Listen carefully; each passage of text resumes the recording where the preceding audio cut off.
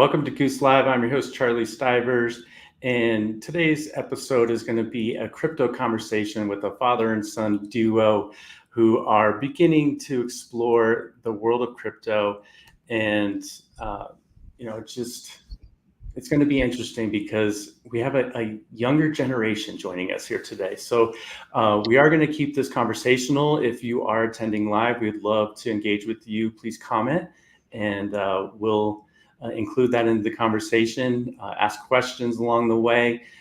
So I think we're all going to learn a lot from this. So I'm going to introduce them. We have Jeff and Nick Pearson. Nick is the son, and let's see, let me do a little bit of a tease to this. So father and son duo are crypto curious and beginning their journey. They know there's ways to get into trouble in crypto. They did some research that sought up some help on how to get started the right way. So we want them and you to be safe and confident while getting set up. Then the chance of profitability goes up, and we'll follow into the next bull run. And that's what we want to be ready for. So get inspired by the 16-year-old Nick, who sees the value in investing at a long age and is driven to learn the principles of financial literacy. And Jeff, who I got to meet in the business world, he is an entrepreneur and the author of Hydro with Hope. If you or a loved one suffer from an invisible condition, reach out to him. We'll be sharing his info along the broadcast. Join his community, and where they offer support for people who are determined to thrive no matter what their condition. So welcome to the show, gentlemen. Nice. Thank you, Charlie. Appreciate it, man. Yeah, absolutely. I'm excited to have you here. You're actually my second father-son duo. Right. Yeah, his son is also in high school, and actually he got sucked in through, it was either Reddit or what's the other one, Discord, and got sucked in through NFTs, which is, for people who don't know, that the art and things like that. And it was actually a really cool story. It was just horrible timing because he actually got whitelisted on, it was like one of the last really good NFT projects in 2022. And that one's held its value pretty well, but he could have made a lot of money, and they just weren't ready, and they missed the launch of it. But they've been enjoying the journey along the way as well. But I'm super excited for your timing because everything is super on discount, and we're going to get you positioned to take advantage of that for the growth into this bull market, and help you find hopefully the right projects, companies to invest in. I'm excited. Yeah. So Nick, you're kind of actually leading this whole financial endeavor. Why don't you share a little bit about your story and what compelled you to get started in investing in general, and then maybe with the focus on crypto?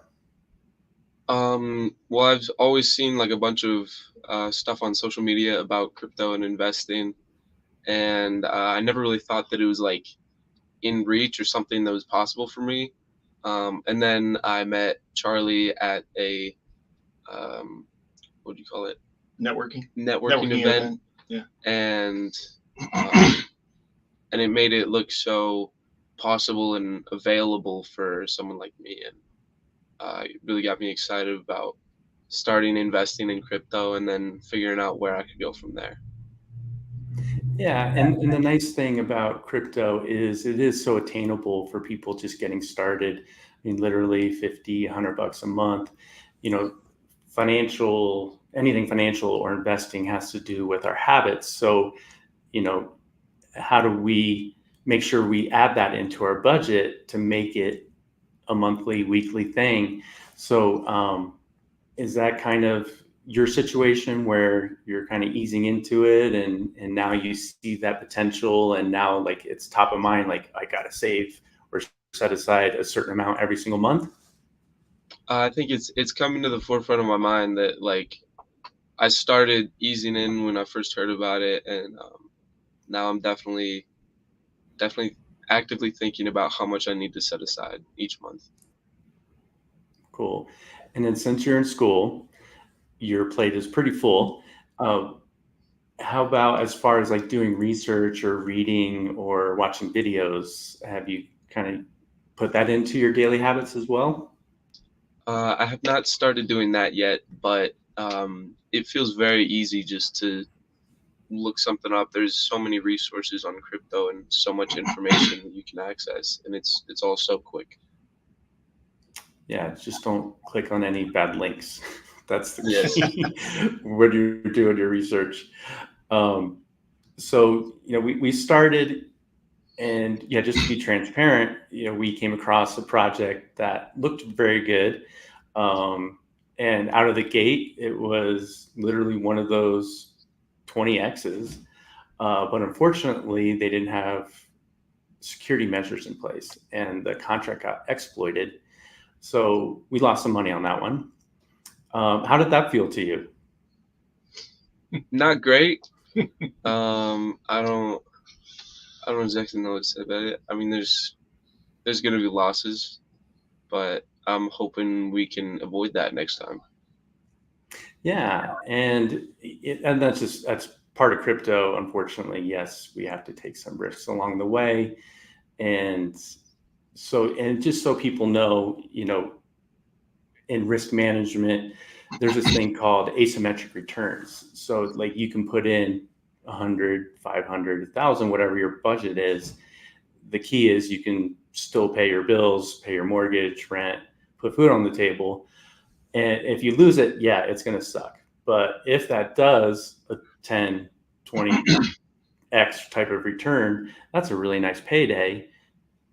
On the loss end, yeah, like I said, we can still afford living. So that's how we approach these things. And some of these we do have to take a risk. And you know because you do hear those amazing stories like, yeah, I got into this one day one and made those fat returns. And then once in a while, some people don't sell and they hang on and it goes back to zero. And in this case, the contract was exploited, hacked, whatever you want to call it, and they drained liquidity out of the account. So, that's one of the risks that we deal with. So going forward, I also tell people, maybe focus on what are your interests or passions in life and start there with some of these companies to start researching.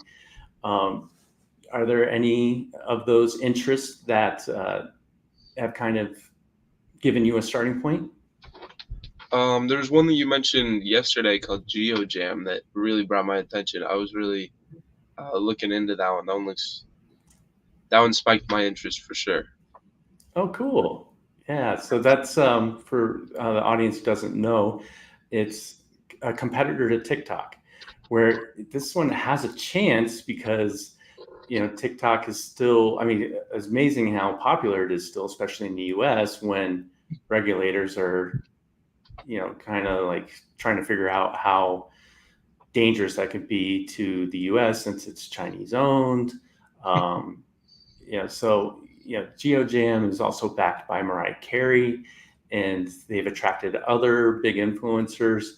But the fascinating part of what they're trying to do is reward their creators with their tokens, which is, I think it's either Geo or Jam. Do you remember by chance, Nick? I do not know. Okay. Um, and but it's available on Android and iOS devices. And they first started out just as an app, and then they saw this potential with the blockchain technology and being able to, using a smart contract, reward those contributors, based on what they're uploading, and then they get more and more rewards as they get more and more viewers, shares, engagement, all those things. So it's pretty fascinating how that model is changing a little bit. I mean, yes, TikTok and YouTube and now Twitter all reward contributors. So that's what I was saying the other day, where they have even more of a challenge. And that's kind of the case with a lot of these blockchain companies is, there's Web 2, which is the normal companies we're dealing with, and Web3 happens to do with crypto, blockchain, NFTs. And so there's that chance where all of these Web3 companies can go out of business because the Web2 ones have a ton of capital and they can scale up pretty quickly. So did you learn anything in particular out of your research on GeoJam?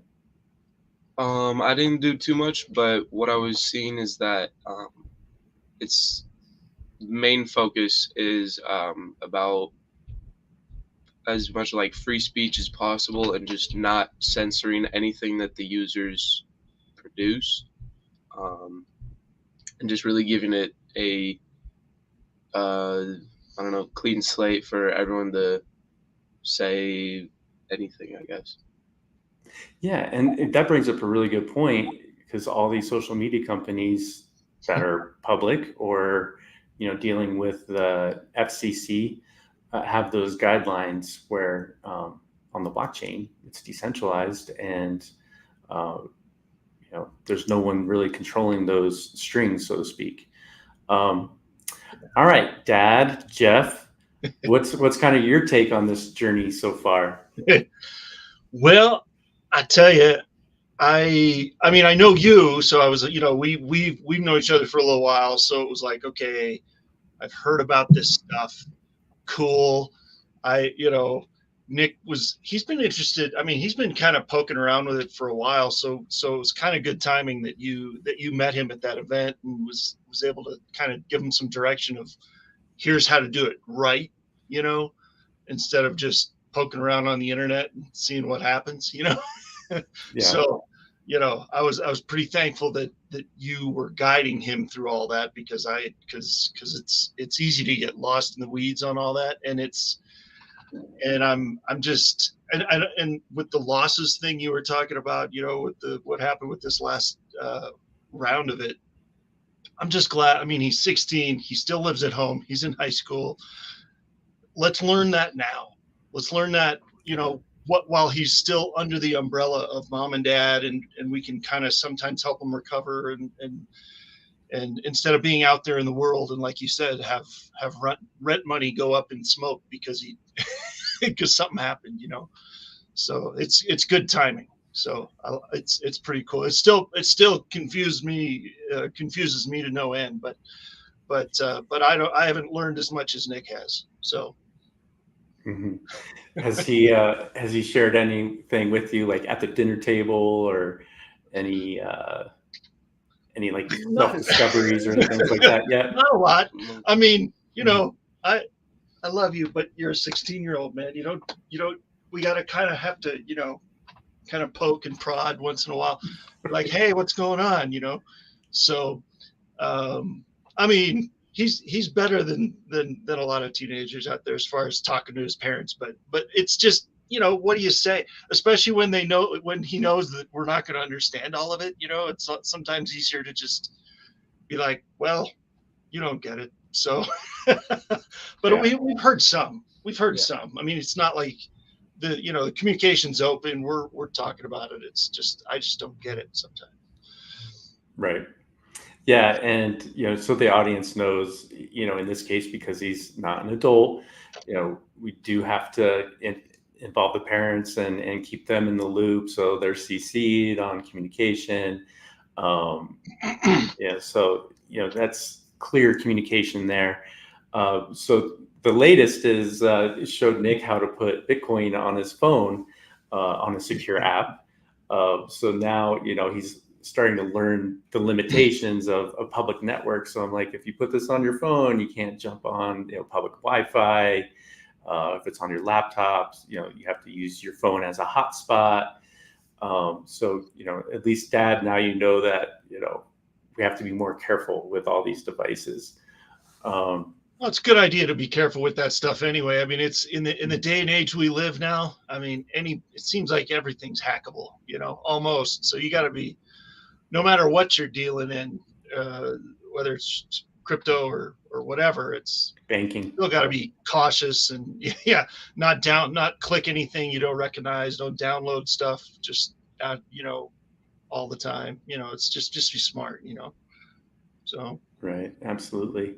So,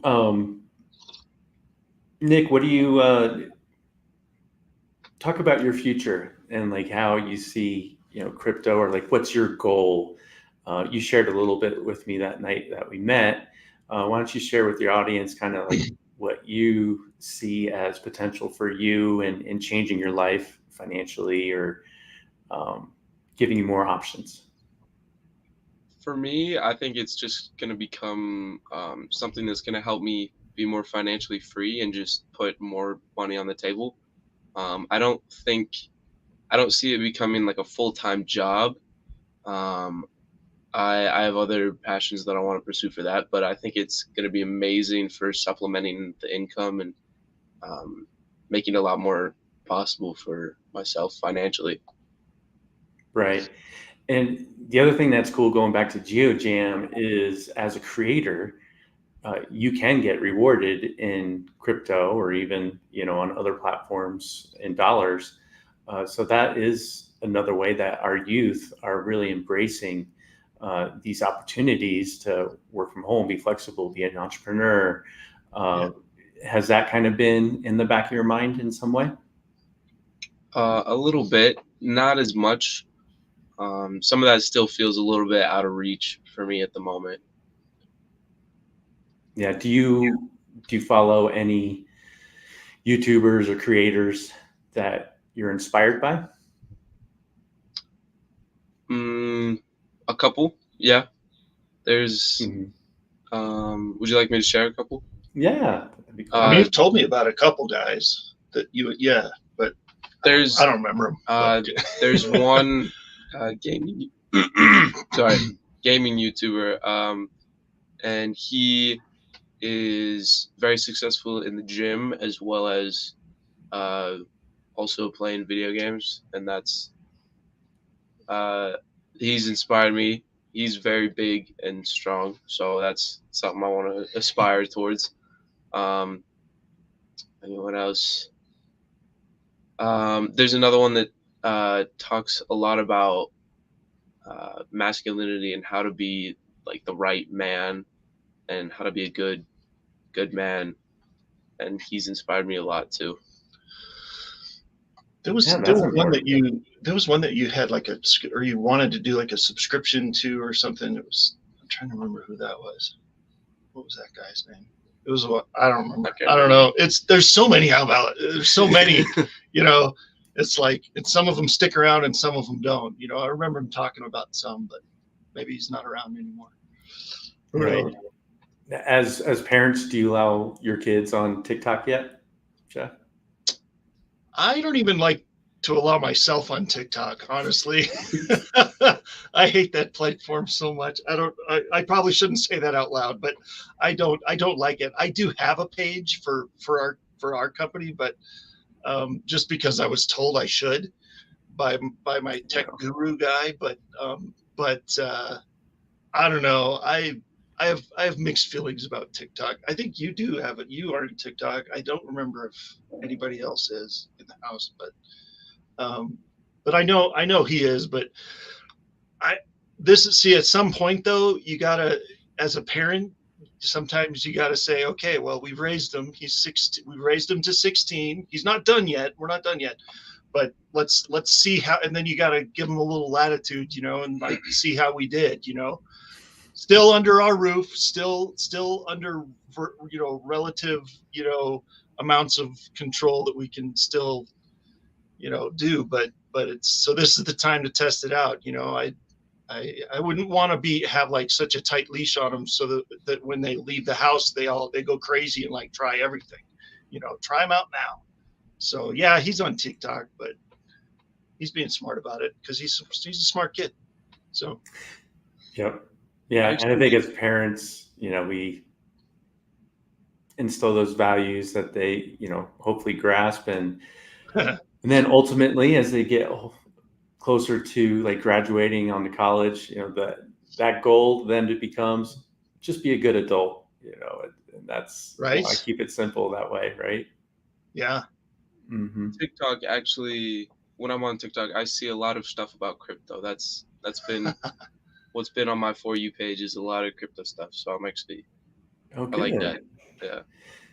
So, Nice. just like this story I shared earlier about the other father-son duo, um, he also clued me in on this project, and I wasn't big into NFTs, but I'm like, whoa, but I didn't have a whitelist, and it sold out immediately. Uh, so, and then, between the three of us, we missed that one. Um, and it was just, too close to launching. But so as you mentioned that, the whole importance of crypto, and just like I did in the intro video, is community is number one. It is about the people. And this is such a vast industry where I can't know everything, but someone within the community or someone I know comes across a project that looks intriguing. So I'll get texts from both of them. Oh, have you seen this project or that project? I'm like, oh, your dad actually has that in his portfolio for you guys. So, he's like, oh, cool. But that's how it works. And, you know, word of mouth is very, very powerful, and sharing. And that's part of this other incentive model in, these early days of crypto, where, we heard about that other project. How much would it have sucked if it did turn out to be a 20x and I didn't tell you guys? So that's the other half of this equation where, if you have right risk management in place, like I went through earlier, there's always that potential of either way. So, you just got to share, and hopefully most of your bets turn out to be good ones. So, Right. So Jeff, let's circle back around to you. Why don't you take a minute to talk about like your business real quick? I have a couple of links up, and we'll get back into the meat of this. Nice. Appreciate that, man. Yeah, thank you. My wife Catherine and I started a company called Hydro with Hope. You can see it behind me, the logo there. I was born with something called hydrocephalus, which is very common, but it doesn't get a lot of press. So we wanted to give it that press, and so there's hundreds of thousands of people, millions of people in the country that live with it, and so kind of inspired by my parents' journey when I was born and had to have brain surgery at 2 weeks old. I wanted to, because that's the only treatment for hydrocephalus. So we started this company and wrote this journal that's back here, My Hydro Warrior Story. And so that is designed to walk people through, oh my gosh, my baby's going to have what kind of surgery, all the way through everything and through recovery and going home and what's next. And then, I'd love to speak to any groups that want an inspiring story, man, because I've made it through a lot, and I've got 46 years of experience with this stuff, and I'd love to help people that need it. And then branching from that, we were approached, similar to Charlie being approached about having a TV show, and so we have a TV show on E360 as well, on Achieve TV, called Invisible Condition, which is all about all the other, hydrocephalus included, but it's encompasses all those conditions that you can't tell somebody has by watching them walk down the street because they're invisible. So we're on Tuesdays and Fridays at 10 a.m. in the morning for our live show, and so we've got one coming up tomorrow that's going to be incredible. And so yeah, that's what we're doing. So I appreciate you letting me get that out there. That's awesome. So yeah, that's what we're up to. Yeah, and what also connected us further personally was, I also have a daughter with an invisible condition called a Chiari malformation. So I appreciate being a guest on your show and allowing me to share that story. Because same thing, it's, she has a condition where not too many people are aware of it. Chiari is about as common now as MS. Yeah. And it's usually not discovered unless there's another injury or condition that they have to do an MRI. Right. And we actually discovered my daughter's when she was an infant because she has very weird respirations when she sleeps. Yeah. So I love the title of the show that you did for us called the 8-second gap, because when she sleeps, her respiration, she has 2 or 3 respirations, and then she pauses literally for 8 seconds Yeah. between. That's terrifying. Yeah. Oh, So, she man. sleeps with oxygen on, and, Yeah. and you say every morning that she wakes up is a blessing. But Sure. kind of like the other thing that you said is her normal daily living activity. She's a normal kid. Yeah. She gets migraines a little easier than most, but and then her surgery, they call it a decompression surgery, and they make the hole in your skull bigger. So as she's growing, hopefully it limits the conditions that she's living Yeah. with. So, Well, and it's crazy, man, because so anybody that wants to watch his episode too, but yeah, we have a Facebook page dedicated to invisible condition and a YouTube channel, or you can go to E360 and find it there. But yeah, go watch that episode. It was a great episode. So, yeah. and we cover so many different conditions. It's crazy. Some that are common, one of them we covered that was only affects 2 out of every million people in the country. It's crazy. So, I mean, yeah. So what is there now? So do the math. That's like 60 people in the whole country that have this condition. So, Yeah. that she was diagnosed at all was kind of miraculous. So anyway, Mm-hmm. it's pretty awesome. I'm excited to get the word out, and I was really excited to have you on. So that was a blast. So yeah, everybody go watch Charlie's show. It was fun. Thank you for that. Okay, so next, going back to you, Nick. So what do you see as far as like, I guess, how do you see yourself when school starts again? Because we're in summer, um, like devoting time to your studies, but also half an hour or an article here, a video there. Have you kind of thought about that yet on your time management?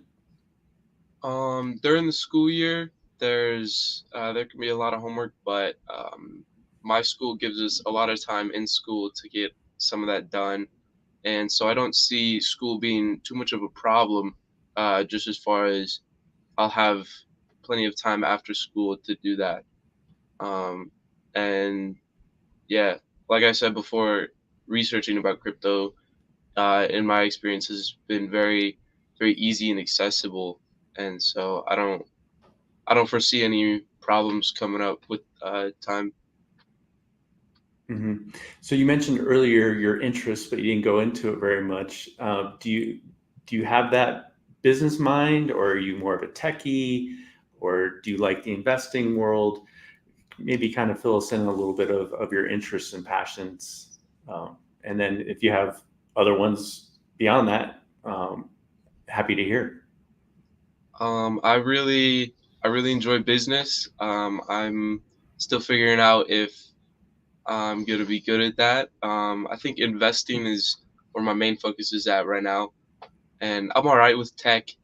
I have to help my parents out sometimes, but I'm no expert on any of that. Um, and then beyond that, I'm very interested in mechanical engineering with cars, and uh, I want to learn more about cars for sure. Right after high school, I'm gonna go to a trade school for that. So I think that's my main passion right now. Right on. Yeah, there's so many specialties nowadays. I was an electronic engineer in school, and Nice. during COVID, I was looking for extra work, keep busy, get me out of the house, and I found a hybrid battery technician position, and it was on call, so I got to go out in the field, and I traveled Colorado and the states around Colorado, so I got to explore during COVID and do something fun and work with my hands and get some exercise. So that was intriguing. So it's going to be a fun journey for you. Um, and now even more so in the automotive world, how EV is becoming a thing. Now these drone taxis are coming out. So I think as parents, it's like, oh my gosh, so the opportunities our kids have is going to be so cool to see how this all develops. Well, I'm just excited that he's thinking about trade school, because I've seen so many kids at different schools that I know, and different families that we're connected with and stuff, that have gone to college and just, I mean, racked up tens of thousands of dollars worth of student debt, that, like, they're like, well, I don't know if I'll pay it off or not, but I had to go to school. Well, no, you don't. Sometimes trade school is the answer. So I don't know. I'm just glad. I'm just excited that Nick was exploring those different options, and not just, rubber stamping it with the status quo and saying, well, I guess I go to college, Just So, getting the paper. That's the way yeah, I look at it mean, sometimes. yeah, college education doesn't always equal profitable career in the future, so sometimes it's trade school, sometimes it's no school, who knows, Yeah. it's good to explore all that. So Yeah, I think we all know like a bartender or server too that even has a master's degree, and they're making better money as a bartender than in the profession they went to school for. yeah, a buddy of mine, actually, he's a pastor in Loveland right now, and I've known him since we were in like fourth grade. And his name's Chris, and we had a joke going. He and I both went to UNC, and we were both vocal performance majors, and and as a music major, he graduated with a music degree, and then I didn't realize that he had a path to go to get his master's of divinity on, and be a pastor. Well, I kind of did, but at the running joke was the first job he got out of school after getting his degree was at a donut shop. So it was like, okay, perfect, music degree, donut shop. So yeah, I mean, I know that's not how it always goes, but it was kind of a fun thing to jab him for. So Yeah. Well, that's another connection we have. I started out at UNC also. Oh, nice. And I was had that medical track back in the day, and ended up going over to Ames, where they had an EMT program, which I loved, but I got like a B minus, and I'm like, well, I don't think I can be a doctor with a B average. Nope, you're out. I started taking business courses, and my economics professor really inspired me. And he's like, well, see if you like business, just read the business section every day. Nice. And that was when we had newspapers were everywhere. So literally I was like Alex P. Keaton walking around with the business section during my job, and, take bathroom breaks. You're going to have to explain that one for the younger generation, I think. Right? Alex, who the heck is Alex P. Keaton? Good old Family Ties and Michael J. Fox. Michael J. Fox, baby. Sweater vests and hush puppies. But but no, my wife actually graduated from UNC with an econ degree and a math minor. So yeah, she's the genius of the family, pretty sure. So I don't know. That's not in my scope, but she did really well. So yeah, we like UNC. I don't like the town it's in. It's kind of smells funny, but I like UNC. Yeah. So. It's crazy how I was growing up there. But yeah, so to tie it all together is because of that, I became a techie in reading, because back in the late 90s, it was all tech and it was fascinating. Yeah. And then my dad actually died, and he taught me about investing as a child. So I was 23, and there's 7 of us kids. So we got a life insurance that we split 7 ways. And I didn't want to blow it. So I invested in a lot of the .coms back in the day and did very, very well, hitting some of the right ones, and some of them I lost on. And, from there, 2001, I loved it so much. I got my professional licenses, and I did that for 17 years. So that's where my whole journey took me. I didn't need a degree for that, but, that's the path that it led me down through traditional college courses. So that's the other thing I tell people too. If you're in college, don't just look at it as, trying to get this A or B, use it as a networking opportunity. So I connected with my instructor in economics, and he inspired me to go into look at business, which led me to tech. So it'll be interesting to see how your journey is, Nick. So are you going to be a junior this year or a senior? Junior. Junior this year. Okay. Well, it's kind of Right. like for school doesn't, your school teaches you how to learn, right? So that's like high school, junior high, high school. That's what a lot of people overlook sometimes is you're learning how to learn. You're not going to, all the specific knowledge may not stick, but that's all right. That doesn't matter as much as did you learn how to learn. And then when you go to college, if you go to college or trade school or whatever, or to business or straight into the workforce, now you've got that skill, and now that's what makes you money, is now you know how to learn, and you can Yep. learn what you want to learn that can put money in your pocket. So Agreed. Yeah, because the learning opportunity, like you Yeah. talked about earlier, Nick, there's YouTube videos, and even e-learning is going to be a huge thing going forward. People in Colorado that I just met yesterday in the office, she's like, "Oh, I'm in my online classes out of Maryland." I'm like, "Wow!" And you got to move here, so that it's a thing. Right. So that's kind of cool, just how we have that flexibility to get that degree. Yeah. But I did end up, I can't remember if I said it or not, I ended up going to tech school, and I got my degree from DeVry in electronic Oh, engineering. nice. So another tech school or trade school. Yeah. So in school now, do they offer electives that might be kind of business or tech oriented? Yeah, last year, actually the past 2 years, I took Intro to Business freshman year, and then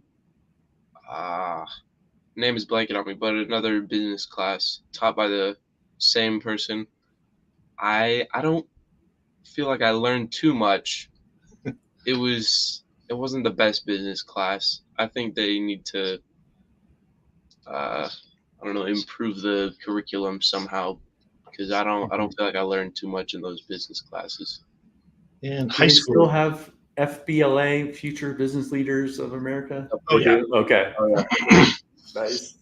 See, and I didn't do that in high school. I kind of wish I would have. Well, like in high school, in college, you're probably more likely, or especially at a trade school, you're probably more likely to encounter a professor that has been in the industry or is still in the industry that they're teaching you about, right? So it's not those who can't do teach, but in high school, it's a little, you kind of They do the best they roll the can. dice, is the person that's teaching me about businesses, have they ever owned a business, or was it Right. successful? What are they teaching me? How should I take it, So Teaching not out to of say nowhere. it's not good to learn from a business, course, but you just got to sometimes take it with a grain of salt sometimes. Mm-hmm. Yeah. Absolutely. So since you have the interest in investing, have you read it? Do you have any favorite books on business or investing yet, Nick? I've not been reading much. Do you have any recommendations? You got to start with Robert Kiyosaki and Rich Dad Poor Dad. We have those. Yeah, that's a good one. And the whole premise there is invest in income producing assets where for example, real estate is the most common one.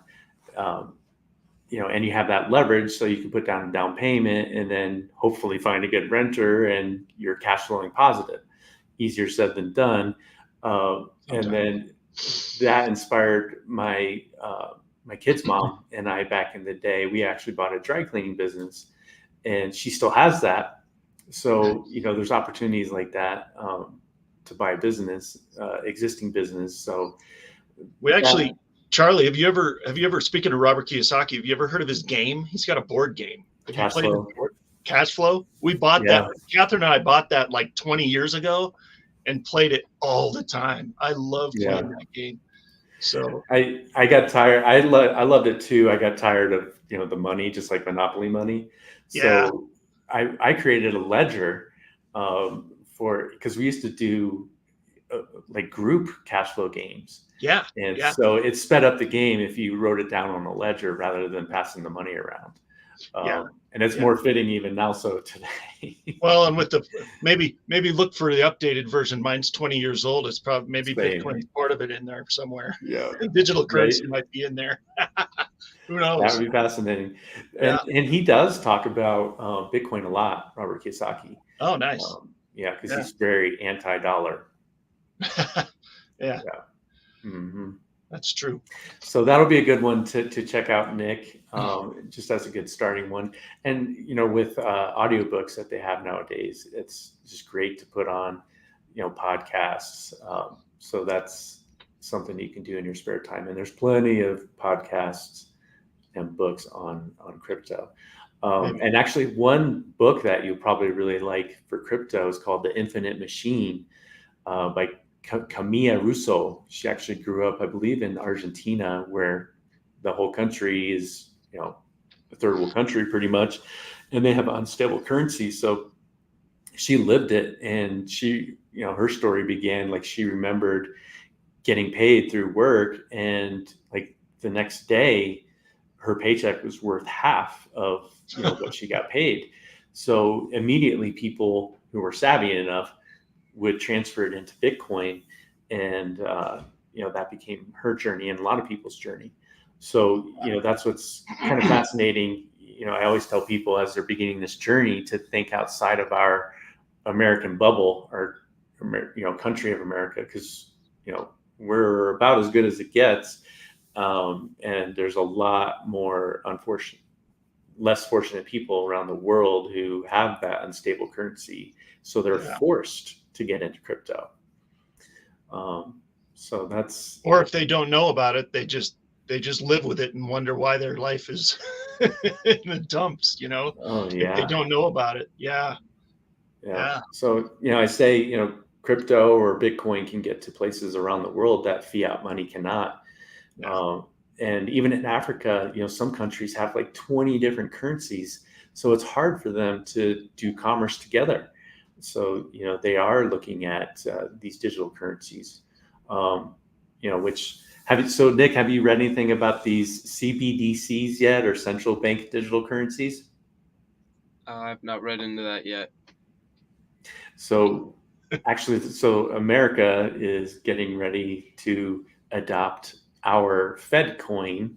We'll see what they call it, which is a digital dollar, and our central bank digital currency. Yeah. So for the audience, be aware that that's coming.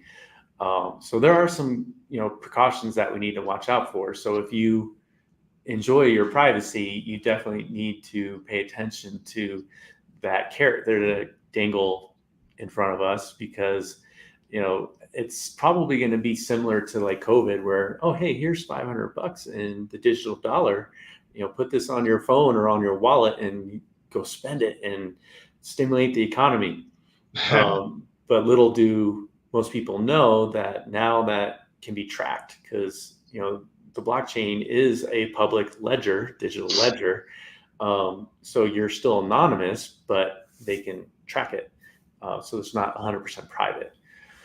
So there's ways to, do that in crypto, but we still got to pay our taxes. But, that's going to be an interesting journey. And, I think it's going to be coming out by the end of this month. Wow. See, that's I've always thought, yeah, we're going down a scary road now, man. That's, I don't know, when the with all the the EVs out and it coming out more, and digital currency and all this stuff that's not paper money, whether it's fiat currency or gold backed, if they're toying with that idea again or whatever, I don't know. But I like to hold my cash in my hand so that I know that I've got it. I mean, the value is a totally different discussion, what it's worth. But if you have a wad of cash in your hand, you've got something you can use. If you've got nothing but digital, what's to say the government couldn't just say, and we're done, and just cut the cord, and then you're toast. I don't know. I'm sure that's a probably crazy tin hat conspiracy theorist thing to say, but I just, it's in the back of my mind. Well, yeah, and there's plenty of people who were, let's just go to the extreme, and anti-vaxxers. So let's say you don't register as vaccinated, and now we have this social credit score, so to speak, where hey, if you aren't vaccinated, you're going to be restricted, and they technically have that control. Or if you don't pay your taxes, they can, debit that wallet or something like that. I mean, who knows what's possible? And, I don't think it's a conspiracy. It's Well, it's not a theory. It might be right. it might be a conspiracy, but that doesn't mean it's always a theory. Yeah. It's out there, Yeah. Yeah. It's just, Mm-hmm. yeah. Anyway, yeah, we can go down a Very, whole rabbit hole there. That's yeah. I mean, it's very, very Star Wars like, and, there's a reason why they call it credits. Mhm. So it's going to be interesting. But, going back to crypto, that's why, crypto allows peer-to-peer, less controls. It's decentralized. It's really about the people, Yeah. keeping what control we have left. So that's going to be interesting. And, that whole incentive-based model is pretty intriguing to a lot of people. So Nick, we're getting close to wrapping it up here already. Any kind of epiphanies that you've had about this, or inspirations? I'm trying to think. I guess just the fact that it's very, very available for everyone, and that it's very easy to get into, and the profit returns haven't shown up for me yet, but I'm hoping that it's in the near future you get a profit. Yeah. Well, you're just a month into it. I'm excited for you and your future. And, I hope more and more teenagers are looking at this as a possibility, and, see that potential that, they now have. Did you happen to read the article in the magazine about the 7th and 8th graders? That sounds familiar. Remind me. Yeah. So I was fortunate enough to participate with a 7th and 8th grade entrepreneur or business class in Denver. Oh, nice. And it was pretty cool because their business teacher was able to work with a nonprofit that helped students embrace entrepreneurship. So they each got a $50 in seed capital to start their little mini business. And part of our Bitcoin group heard about this, and they did a fundraise in Bitcoin. So 3 of us went into the entrepreneur fair with the Bitcoin wallet that I hooked you up with. And now all the kids, and then we gave each of the kids $5 in Bitcoin. So they were able to go shopping at their friends' booths. And, and just like in the real world, some of the kids like sold out and made really, really good money in Bitcoin. Like one was a barber, but he didn't have time to do a full hair. So he was doing designs in in some of his friends' head. And he was charging $5 a pop. There was a shoe shine, this one kid who would shine sneakers. One of my favorites, his dad was a electrician. So they always had a ton of wire around the house, and he made twisted animals out of the wire. And he had all these scorpions, and he sold out. And then there was another one who found sneaker air fresheners. They were the ones that you hang in your car, but they were all different kind of sneaker styles. So I bought one of those too, and he sold out. So, it was just fascinating. And then what sealed the deal was that they were using Bitcoin to do this, or the Lightning wallets.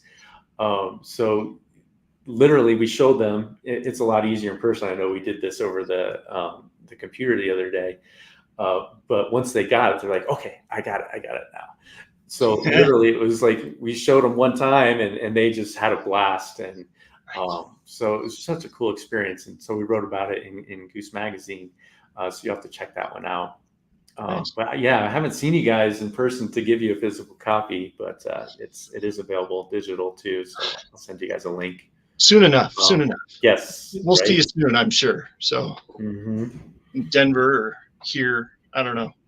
there's something coming up, I'm sure. So I know the busyness of summer and all that. yeah, no worries.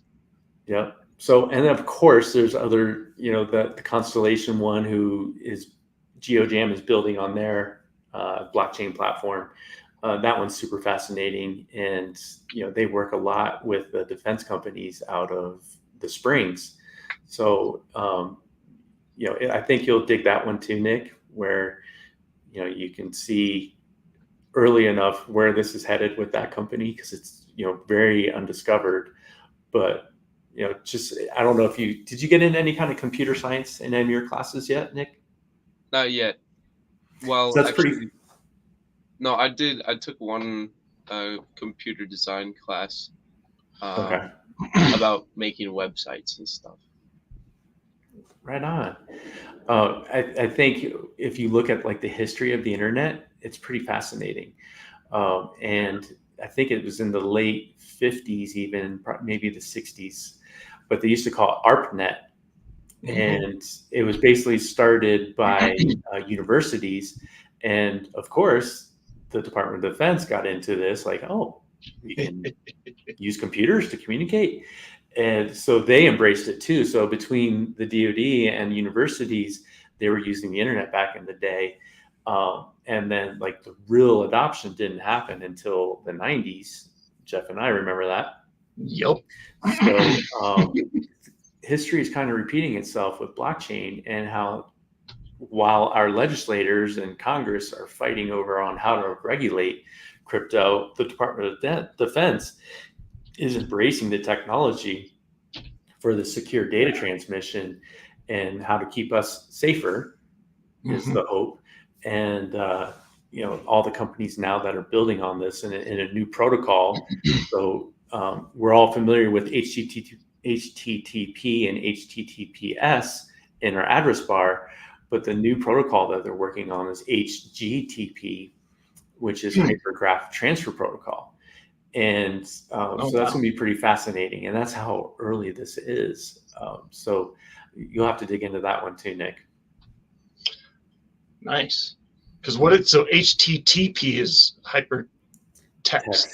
Yeah. Transfer protocol. Transfer protocol. Graphic transfer protocol. Good Lord. All right. Yeah. Right. So one day, we could see HGTP up there in the address bar. Wow. So that's going to be pretty cool. Sooner than later, probably. Yeah. And it's it's a data-driven economy in the future, and that's why the title of this show is preparing for the digital economy, and data is going to be a huge part of that. And a lot of the stuff we just talked about is how do we maintain our privacy, our sovereignty, or independence. So all of those things are going to play out, and if you take the opportunity to learn this, you're going to be well positioned. So I think, Nick, that, so I'm sharing that with the audience too. And us next. Yeah, I know. So thanks for sharing your story, gentlemen. And of course, I think it's going to be a fun journey for you, Nick, and I'm excited for you. And thanks for inspiring our audience. I'm excited too. Awesome. Yeah. Thank you, Charlie. Appreciate it. All right. Well, catch us next week on Goose Live. And that is noon Mountain Time on Thursdays.